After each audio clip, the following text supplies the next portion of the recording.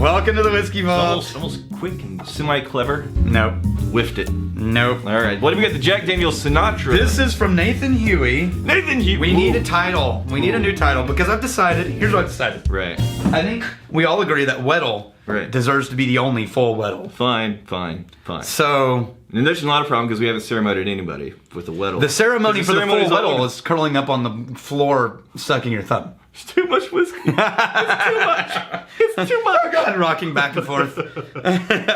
So, what do we call Nathan? We need a new title. They can't be.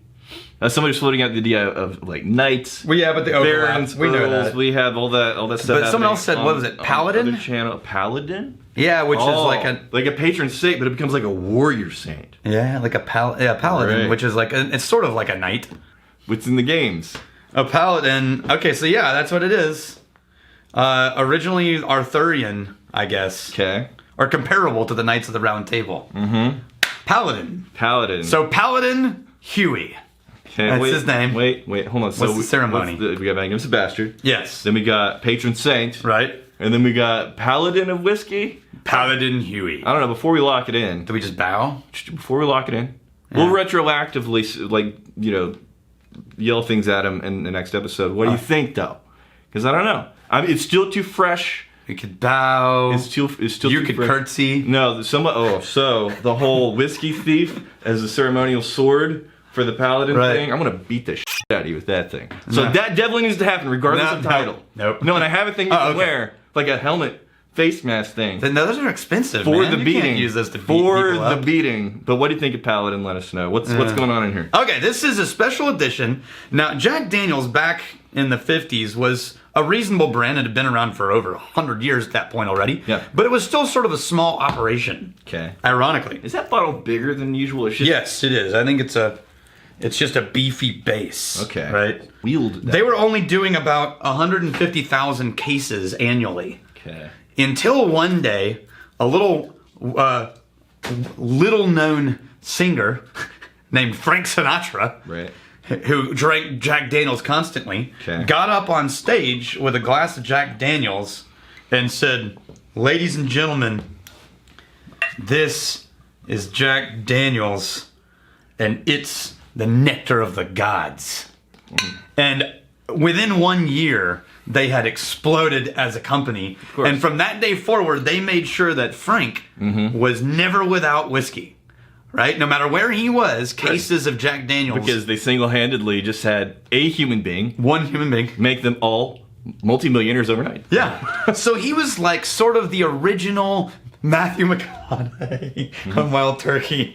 That's it. All right. I'm just joking. It's so not a good comparison. But ladies. Yeah, that's what a lot of brands have been trying to do ever since. And gentlemen, but mostly ladies. Mostly ladies. All right. So this is a special edition of Jack Daniels that they did to try to recreate some of the flavor profiles they felt they were getting back in the 50s. And it's a little more oaky than typical Jack Daniels. Oaky and supposedly. Oaky and then that big honey, man. I really, before I even drink anything, I want to smell the original. I think we're going to find more oakiness in this because I don't remember that much oak being in the original there. Okay, so this is the original. Keep that in the middle so we don't mix it up. Yeah, definitely, man. There's a color difference too. It's more concentrated, it's more saturated in the Sinatra. Ooh, wow. Yeah. Much darker, much more dense. It's at 45 instead of 40. Get that traditional brown sugar in there.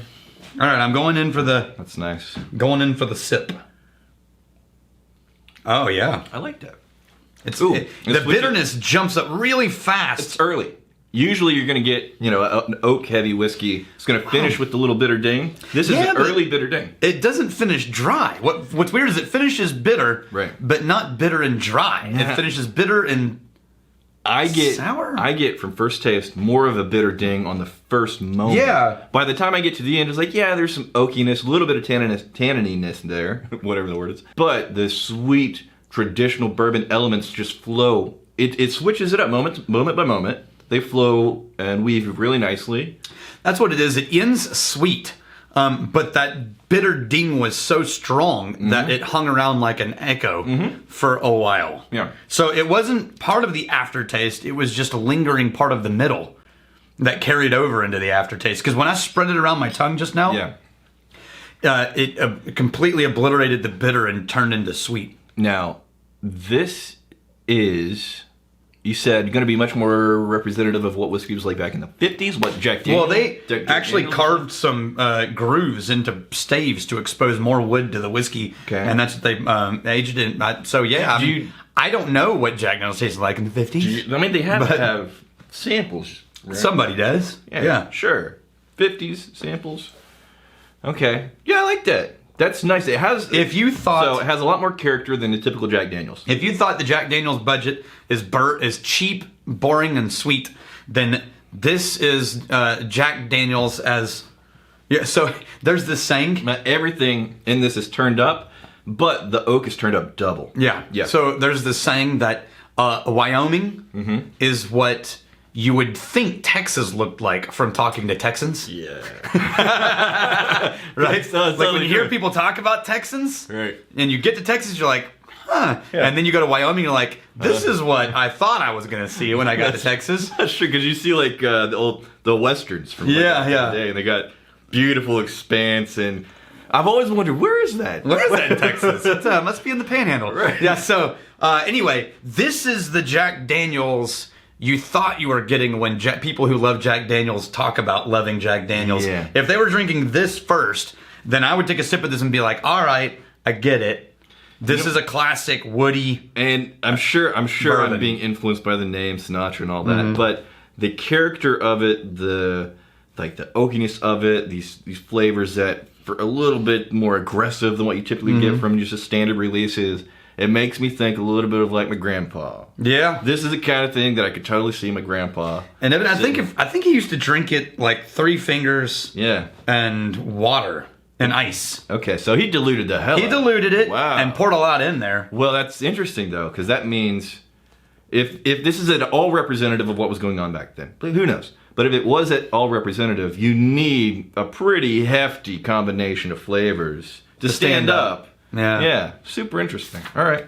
But again, classic Jack, just everything's cranked up, and then the oak is double cranked up. I'm going to look up how much this is while you're doing it. Starting to get into territory for the Sinatra edition. Jason Newman, you know, sometimes to bring the viewers in, a YouTuber will ask a question to elicit a response he or she already knows the answer to. Yeah?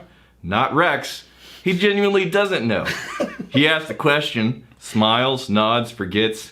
It's magical. So no, he's talking about a very, very real best practice. Trying to get more people engaged. You want to prompt a question, and the viewer, but you know the answer. You know the answer, and the creator. You're just trying to get people to do stuff. I don't really care enough. With that said, leave a comment. Why the hell not? Yeah. We got Jason Grezik. Rex is barefoot. I am barefoot. Most days. Not today. Today it's raining outside. It is. It is. And I didn't, like, my shoes are wet and I don't want to deal with the whole thing. But like 95% of the time, I'm barefoot to help Daniel not look so weird. That's what he says. Now, the shoes he's wearing are normally only like give him maybe a ½ inch.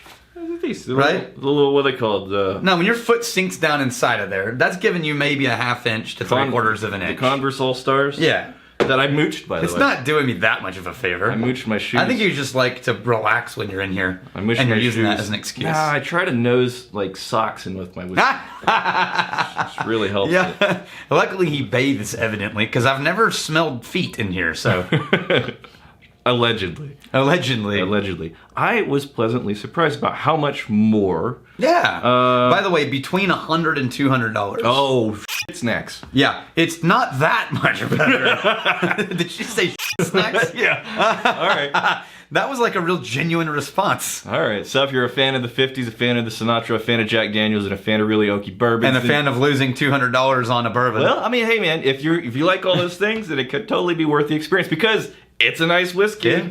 I think you're only allowed to drink this while listening to Frank Sinatra. Oh, we screwed up. Yeah. Let's play Frank Sinatra and get this YouTube video tagged and removed from the channel. That's not how it works. Because neither one of our channels are monetized. No, yeah. If you ever see a video on either one of our channels monetized, at least right now, maybe we'll do it someday. I can't imagine why. Yeah. But It's what it because means. somebody claimed like a piece of music for a second, And then they started monetizing it automatically. right? Which is just lovely. And every time, it's not true, but the time it takes to fight it and prove it's not true. Well, one was totally true.